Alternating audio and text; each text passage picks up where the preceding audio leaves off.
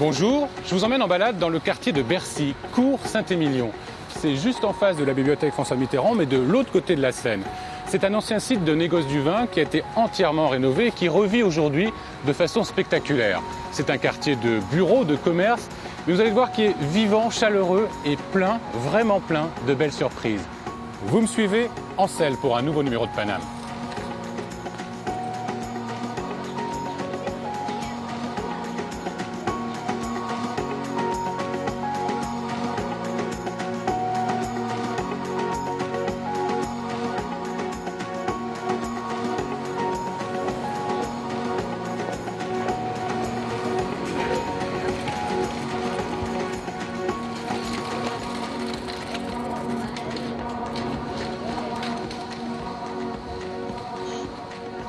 Et comme on est dans le quartier du vin, je vais commencer par y goûter dans un restaurant qui rend hommage à l'histoire du lieu.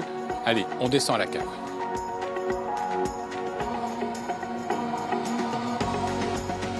Bonjour, la cave s'il vous plaît. Bonjour monsieur, c'est par ici.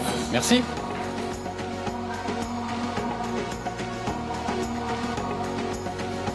Pas mal.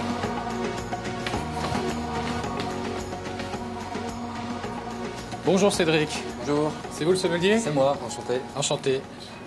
Elle est impressionnante votre cave. Il y a combien de bouteilles en tout? Alors, une bouteille, c'est toujours assez compliqué. On a à peu près 300 références de toute région et tout pays, en blanc, en rouge, en champagne, voilà. Et alors comment vous y retrouvez? Alors c'est un concept qui est assez différent et qui est vraiment spécifique au Chez 33. Alors en fait, on a 3 codes couleurs pour les blancs et 3 pour les rouges et on les range vraiment par goût et couleur et typicité. Donc vous avez pour les blancs les légers et mordants, vous continuez avec les secs et tendres et vous finissez en bas avec les doux et éclatants. Donc pour les rouges, vous commencez avec les frais et gourmands qui sont des vins très légers sur le fruit. Vous allez monter un petit peu en gamme avec les fruités intenses qui vont être des vins un petit peu plus structurés, une trame tannique légèrement plus présente. Et vous finissez avec les riches et soyeux qui vont être des vins vraiment assez puissants, de la matière et de la concentration. Pourquoi ce classement? C'est pour un peu casser certaines idées qu'on pourrait avoir de certaines régions et vraiment mettre en avant le produit, le goût, la typicité. C'est génial, c'est vraiment fait pour les gens qui n'y connaissent rien. C'est ça, c'est pour ça on a souvent des clients qui arrivent et disent voilà, nous on n'y connaît rien, on dit bah, c'est pas grave. Vous avez le code couleur qui est ici, nous sommes également là pour vous aider.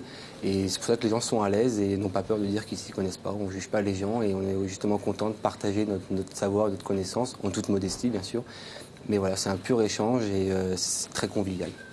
On est dans la première cave, Cédric, mais c'est pas la seule, il y en a d'autres. Il y en a d'autres, bien sûr. Vous pouvez aller voir si vous voulez sur le côté. Vous avez juste en face de vous les Paradis blancs avec les plus belles bouteilles en blanc du restaurant. Vous avez également ici une armoire à digestif avec des cognacs, des armagnacs, un petit peu de rhum également. Le Paradis des champagnes, qui est vraiment en cave réfrigérée à bonne température, donc prêt à servir. Des eaux de vie un petit peu, de fruits, donc de poire, un peu de madère. Et vous arrivez dans les 33 coups de cœur du restaurant. Et ça c'est quoi? Alors ça, du coup, c'est une machine qui nous permet d'ouvrir certaines de nos plus belles bouteilles et de les proposer au verre. Donc ça vous permet de vous faire plaisir avec un verre de vin sans acheter la bouteille et mettre à un prix un petit peu plus exorbitant. Comment ça marche? Alors en fait, les bouteilles vont être ouvertes et vont être placées sous vide et c'est de l'azote qui va être injecté dans la bouteille, ça pour enlever l'air et compenser du coup le manque de l'air. Et l'azote va conserver le vin en fait de 2 à 3 semaines à peu près. L'azote, ça ne détériore pas le vin? Pas du tout, ça lui permet de rester un peu plus entre guillemets tranquille et d'être conservé sans souci. Comment ça s'appelle cette machine? C'est une onomatique, c'est le nom vraiment de la machine et qui a un véritable plaisir pour les sommeliers pour travailler avec parce que ça élargit justement nos possibilités de vin qu'on propose au verre. Il fait chaud, ça donne soif tout ça. Qu'est-ce que vous me proposez de frais et gourmand, tiens? J'ai un vin à vous proposer tout à fait dans l'esprit de la maison, vous allez voir, c'est une belle découverte.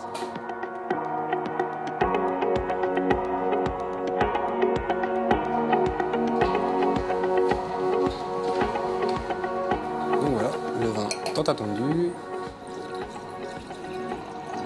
Merci. Je vous en prie.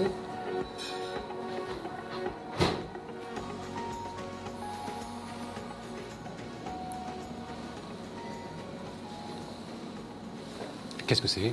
Alors en fait là vous êtes sur un Côte-du-Rhône et qui reste sur quelque chose d'assez fruité, léger, structuré. Velouté. Velouté, exactement. C'est très étonnant parce que le Côte-du-Rhône c'est plutôt tannique. C'est ce qu'on s'attend à avoir. C'est très suave, assez subtil et c'est pour ça qu'on l'aime. Parce que justement on est vallée du Rhône mais sur quelque chose de délicat. On sent les fruits rouges, hein? Très. C'est vraiment très agréable. Merci. Mais je vous en prie. Cette découverte. Je vais quitter la fraîcheur de votre cave pour la chaleur des fours à pain, Vous me direz, le pain et le vin, ça va bien ensemble? C'est complémentaire. Ça marche? On reste dans l'idée.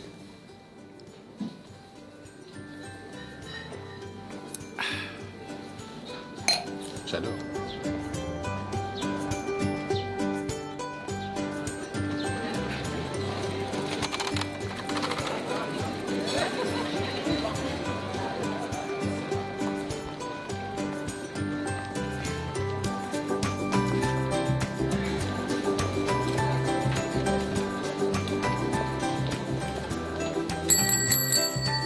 Bonjour.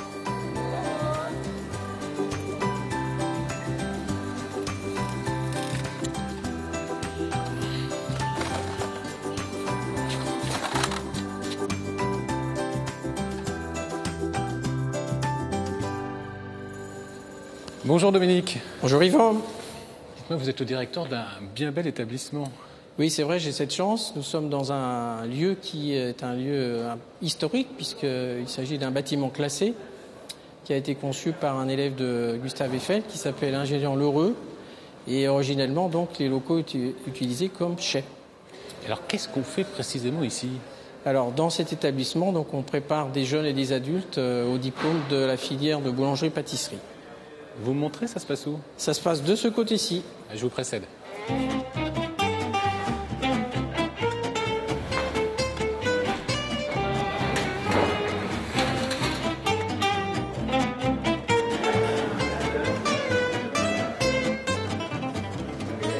Là, ce sont les photos des anciens élèves?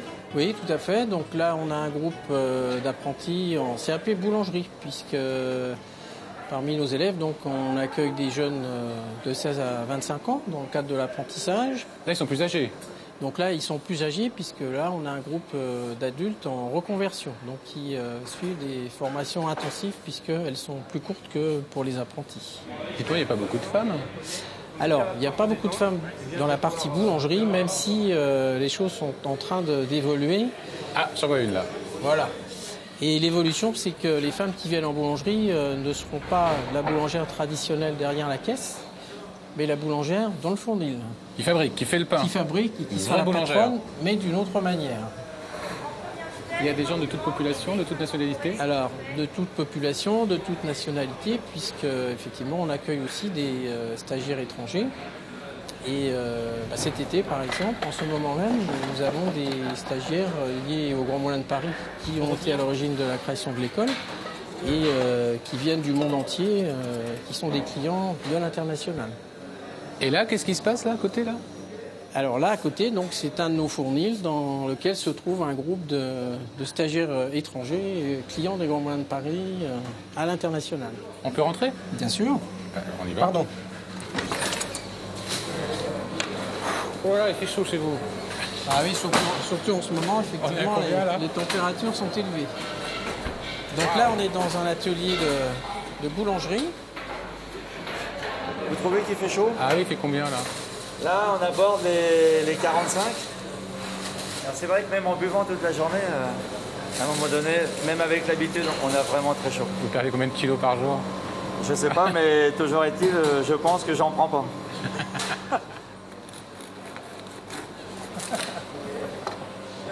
Bon, voyons voir. Ah, bravo! Bravo. Voyez, Bravo, là, Dominique. on a le verdict avec de la bonne farine et des bons conseils. Les instructions, on arrive à avoir quelque chose de bien alvéolé. Ça, c'est du bon pain. Ça, c'est du bon pain. Quand on voit une belle baguette alvéolée, malgré la chaleur. Et donc, vous voyez, on a encore ce petit côté croustillant. Bon, on la mange C'est cette sympa. baguette ou pas? Allez, qu'est-ce que vous voulez dessus? Un petit morceau de Un petit camembert? morceau de fromage, ouais. On dit toujours qu'on est comme les enfants, on aime bien manger le croûton. Moi, j'adore ça. Ça? Je suis resté un gamin. Merci. M'accompagner? Bien sûr. Dominique aussi? Dominique. Les deux Dominique. Allez, les deux Dominique. Eh bien, écoutez, bon appétit. Ça croustille encore sous la dent. Là. C'est vrai qu'elle est délicieuse. Dites-moi, Dominique, monsieur le directeur, qu'est-ce qu'on fait de tout ce pain après? Vous mangez tout? Avec de la fourme d'Ambert? Alors, il y a une petite partie qui est donc donnée, bien sûr, aux élèves, aux stagiaires. Mais la plus grosse partie est donnée tous les jours en fin d'après-midi aux petites sœurs des pauvres du 12e, qui elles-mêmes redistribuent ou proposent à des SDF, entre autres, des repas au petit déjeuner. Donc, Et d'ici 1 heure, ils seront là pour récupérer tous ces produits. Ah ben on va les accueillir. Volontiers. En finissant le pain et la fonte de mer. Pas de problème.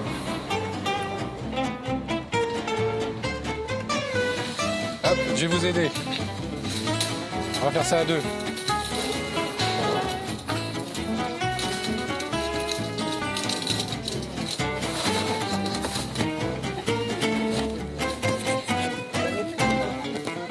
Un autre sac, ma sœur.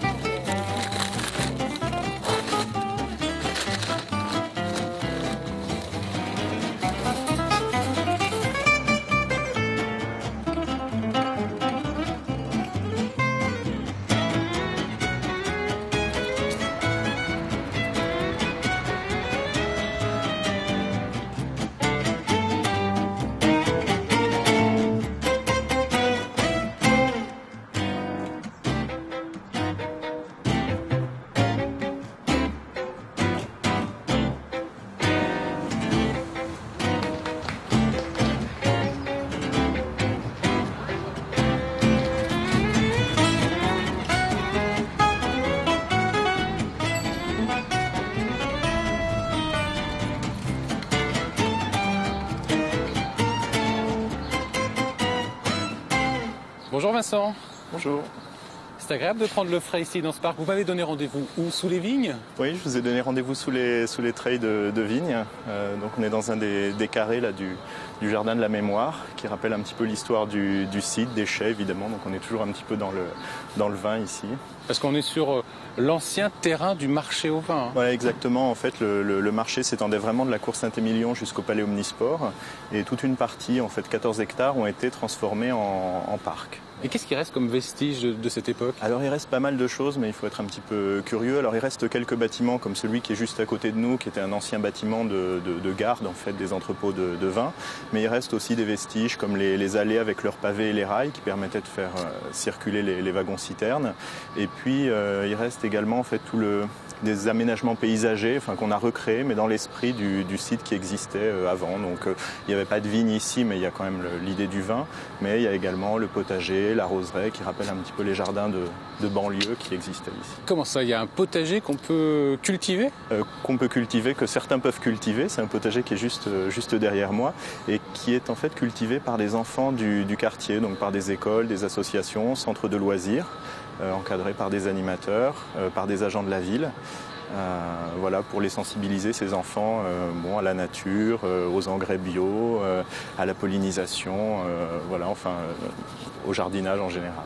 C'est un jardin public pour tout public? Voilà, c'est un jardin public qui est vraiment adapté à tous. Chacun peut trouver le petit coin, ou le grand coin d'ailleurs, qui lui convient.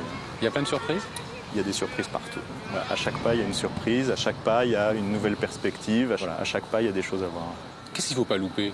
Alors, ce qu'il ne faut pas louper, c'est déjà toute la partie où nous sommes tout de suite, c'est-à-dire vraiment le jardin de la mémoire avec ses 9 carrés. Donc il faut aller se perdre à la roseraie, il y a à peu près une centaine de variétés de roses différentes. Il faut aller se perdre dans le labyrinthe, même s'il n'est pas d'une haute technicité. Il faut aller flâner dans le secteur des pelouses des vagues qui évoquent l'eau et le printemps, le potager bien entendu. Et puis il ne faut pas rater non plus tout le jardin romantique qui s'organise autour d'une grande pièce d'eau avec un cheminement qui est très fluide, très varié, très plaisant, très tranquille.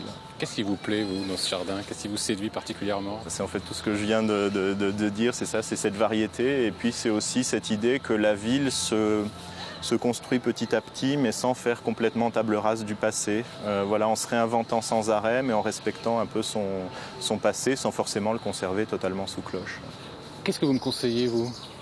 Ce que je vous conseille, c'est de partir par là, d'aller faire un petit tour dans le labyrinthe et de flâner pour essayer justement de trouver ces surprises. Même en vous perdant, je pense que vous apprécierez mieux le jardin. Eh bien, je suis vos conseils.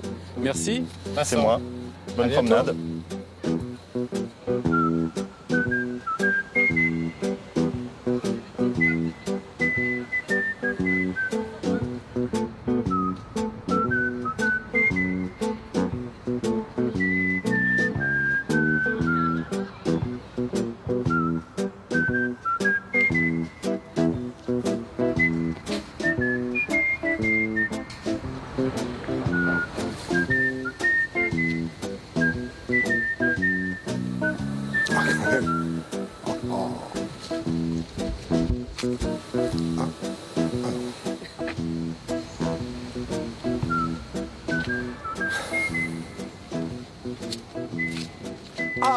Frédéric, Yvan. cherchez ma voix, mon Oui. guide. Ah oui, j'imagine. Mais vous savez que c'est une voie sans issue pour vous, hein, regardez. Eh oui. C'est tout fermé. Mais enfin, qu'est-ce que c'est? Les voies du Seigneur sont impénétrables. Dites-moi, vous m'avez donné rendez-vous dans ce parc de Bercy. Ouais. Ça vient d'où ce nom, Bercy d'ailleurs? Alors, Bercy, c'est un très vieux mot. Berzils, vous voyez. Alors, me demandez pas comment on l'écrit, parce qu'à l'époque, on n'écrivait pas, on prononçait. Ça voulait dire sans doute berger, bergerie. Donc, on imagine ici des pâturages avec des pâtres qui mènent leurs troupeaux. Mais comme on se trouvait au bord de la Seine, on s'est dit petit à petit, tiens, pourquoi pas s'en servir de port? Pourquoi est-ce que les bateaux viendraient pas accoster? Et un port consacré à quoi? Au début, on s'est dit, on va apporter du bois. Quand je dis on s'est dit, c'est parce que c'était une matière première nécessaire, vitale. Non seulement ça servait à construire, on construisait des maisons, mais on construisait aussi des charrettes, des chariotes, des carrosses. Et puis en plus, le bois servait à se chauffer et à cuisiner. Donc ça servait aux particuliers et aux métiers de bouche. Alors vraiment, il y avait une consommation de bois importante. Et comment c'est devenu un lieu consacré au vin? Toujours pareil. D'abord, parce qu'à Paris, on boit beaucoup de vin. C'était une plaque tournante. Mais oui, mais il y avait un monde ouvrier très important. Il y a un grand vignoble autour. Il y avait un grand vignoble tout autour, mais non seulement là, mais on allait chercher le vin en Bourgogne, on le remontait par les fleuves, on allait le chercher en Bordelais, on allait le chercher du côté d'Orléans, puisqu'il y avait un très beau vignoble. Et tout ça, c'est grâce à Louis XIV que ça s'est développé. Louis XIV est arrivé un jour, non mais imaginez la visite de Louis XIV, le roi Soleil qui quitte Versailles. Oui, tiens, aujourd'hui, que je vais faire? J'allais à Bercy. Oh, Majesté, vous êtes sûr? Oui, oui. Alors là, j'arrive. Et puis tout le monde se met à genoux. Vous savez ce que c'est quand le roi se présente? Sauf un qui avait l'air d'être debout. Alors Sa Majesté, on fait venir auprès de Sa Majesté ce type qui mérite la peine de mort parce qu'il est resté debout. Oui. Alors Sa Majesté lui dit, vous êtes resté debout, pourquoi? Alors le gars lui explique, c'est un géant, il fait 2,53 m de haut. Donc il dit, Jean, je suis plus grand que les autres. Et il explique à Sa Majesté que avec cet octroi, évidemment, ça ferme un petit peu le commerce. Ça réduit le commerce du vin dans Paris. Et ça, Sa Majesté, à ce moment-là, comprend l'intérêt. Il dit, nous levons l'octroi, au revoir. Et alors, pourquoi c'est tombé en désuétude? Alors, c'est tombé en désuétude, le mot est un peu fort, parce qu'au 19e siècle, c'est encore extrêmement vivant. C'est au début du 20e, où évidemment le chemin de fer, ayant fait son arrivée à Paris et dans Paris, ça remplace les top au bord de la Seine. Du coup, tout arrive par chemin de fer. Ici, on ne s'en occupe plus, le terrain est un petit peu perdu, ça reste en friche, jusqu'à la fin du 20e, où à l'époque, on commence à construire un petit peu de part et d'autre. Qu'est-ce que j'entends, Frédéric, là? C'est de la musique, c'est de la zikmu. C'est la zikmu. Oui. Quelle musique? de Limonaire. L'orgue de Barbarie, enfin l'un ou l'autre, oui, vous avez raison. Ça vient d'où? Ça vient du musée d'art forain, juste à côté, là. Il faut le voir, hein. Je vais y aller. Vous avez le temps? Oui. Bon, allez-y, moi je connais par cœur. Moi je vais me promener dans les bois avec le petit cheval. Attention, c'est pas un pur sang. Non.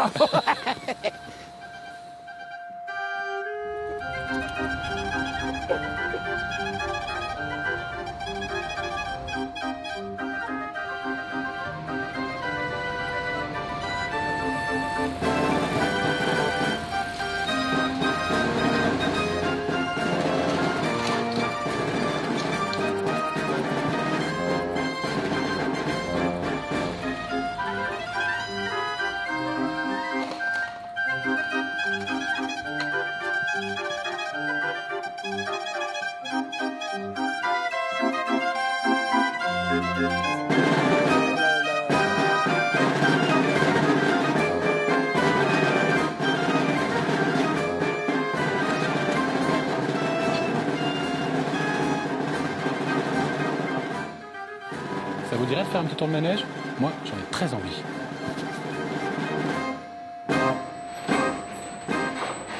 Merci Joris de m'accueillir sur votre manège. Je vous en prie, vous êtes bienvenue. On est parti là. Oui, attention, ça part, on ne s'attend pas, regardez. Ouais, c'est bon, ça va. Dites-moi, je vous ai vu avec un groupe tout à l'heure. Vous êtes guide conférencier? Voilà, exactement. Il est incroyable ce musée, il est unique au monde? Je pense qu'il est unique au monde. Je pense qu'il n'y a pas beaucoup de collectionneurs privés qui risquent leur collection. C'est-à-dire qu'ils le mettent à nu comme ça, les gens peuvent toucher les animaux, caresser, parler à l'oreille des chevaux, murmurer à l'oreille des chevaux et surtout essayer les jeux anciens qui ont plus de 50, 100 ans. Et qu'est-ce qu'on présente exactement ici alors? On présente la collection d'un monsieur qui s'appelle Jean-Paul Favant, qui a passé sa vie à récupérer des objets de spectacle, des curiosités, des objets étranges, poétiques, magiques, qui l'ont inspiré et qui donnent un peu de poésie dans notre quotidien. Et il a réuni cette énorme collection en un seul endroit, ici, le musée des Arts forains. Et justement, qu'est-ce qu'il nous raconte comme histoire ces objets? Il nous raconte notre enfance, pour beaucoup, un passé qu'on n'a peut-être pas tous connu, mais le passé de la fête foraine notamment, c'est le passé du divertissement, parce que tout le monde allait à la fête foraine, forcément au 19e siècle notamment. Tout le monde s'amusait par le biais de la fête foraine. Et il nous raconte aussi tout ce qu'on a lu, tout ce qu'on a vu comme œuvre d'art, les contes, les mythes, les légendes, les mystères, on les retrouve dans ces objets. Et puis ça montre aussi, tous ces objets, toutes les dernières technologies de l'époque. Ah oui, bien sûr, on allait pour plein de raisons à la fête foraine, on y allait pour jouer, pour oublier le quotidien, pour rencontrer d'autres personnes, pour danser, mais aussi pour apprendre sur la science, sur les découvertes qui se faisaient. Par exemple, la lunette astronomique qui est une invention à partir des jeux de lentilles des forains. Donc on venait aussi découvrir la modernité, l'électricité qui est arrivée, bien sûr. Comment ça, l'électricité? L'électricité n'était pas dans les foyers, elle était avant tout à la fête foraine. Et sur les affiches de spectacles de fête foraine, on voit le mot électricité qui apparaît en petit d'abord, ensuite qui grandit et qui se met en haut de l'affiche pour devenir une attraction en soi. La fée électricité, la magiélectricité se découvre à la fête foraine. On venait pour voir des ampoules fonctionner, parce qu'on avait des lampes à huile. Ça fait combien d'années que vous êtes guide conférencier ici? Alors je ne les compte pas ces années, pour pas voir le temps passer, et j'ai l'impression de fondre comme ça avec le musée, mais ça fait un certain temps. Et comment vous êtes arrivé là? Eh bien, je suis artiste et c'est une des conditions pour travailler ici, édictée par monsieur Jean-Paul Favant lui-même. Il faut être artiste parce qu'il faut accorder une place importante au rêve ici et à l'histoire pour travailler. Donc on est tous artistes. Vous êtes un peu comédien là? Voilà, comédien. D'autres sont chanteurs, musiciens, sculpteurs, parfois danseurs. Voilà. Et cet univers, vous ne vous en lassez jamais? Bah non. Voilà, regardez, je m'amuse encore ici. Vous êtes toujours un gamin? Voilà, je suis un gamin. Et avec les gens, et puis c'est intéressant de voir la réaction des gens ici. Ceux qui découvrent, les enfants, ceux qui redécouvrent, les parents, les grands-parents, qui retombent sur un jeu ancien. Et puis il y a des choses qu'on n'a jamais vues, parce que c'est des créations. M. Favant crée des œuvres à partir des objets anciens de sa collection. Donc il y a un émerveillement. C'est assez facile pour moi d'être guide. Hein. J'ai juste presque à montrer du doigt un objet pour que les gens l'apprécient. C'est peut-être même trop facile pour moi, donc c'est vraiment un cadre idéal pour travailler. Là, on est dans le musée des Arts Forains. Voilà, une des salles qu'on visite. Mais il y a d'autres salles. Et oui, bien sûr, il y a le théâtre du merveilleux, le salon vénitien, il y a même des jardins qu'on visite. Et si vous désirez, je peux vous emmener faire un tour. On va arrêter de faire du manège là, parce que je commence à avoir un peu la tête qui tourne, pas vous? Oui, mais c'est le but, ça tombe très bien, ça veut dire que vous êtes laissé aller, c'est parfait. On arrête quand vous voulez.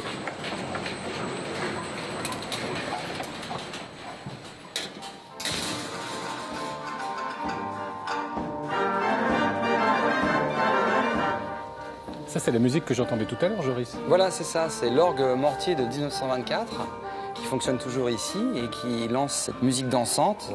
On espère que tout le monde va danser la valse dans quelques instants, accompagné par les carillons muraux et le piano mécanique qui est juste derrière. Et ces trois instruments jouent ensemble, alors qu'ils viennent d'époques différentes, cette petite fantaisie de valse. Et ça transforme toute la salle en salle de bal. Exactement. Vous voyez, il y a de la place pour que tout le monde puisse danser sous le regard auguste des personnages célèbres du 19e siècle en Sille.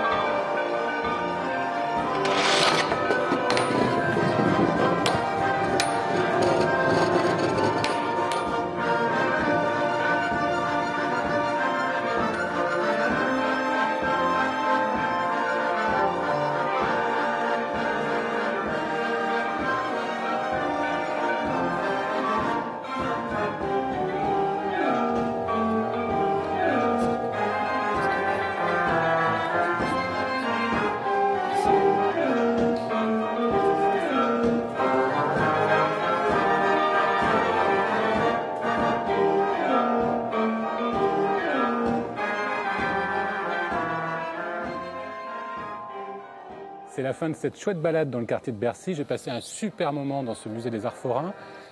Là, on va faire un tour de manège. J'ai besoin de mollets. Là, Olivier, tu peux nous rejoindre? Là, j'ai besoin de bonnes jambes. Allez, dépêche-toi parce qu'on nous attend là. Ça presse. Allez, c'est bon, allez, hop, on est parti.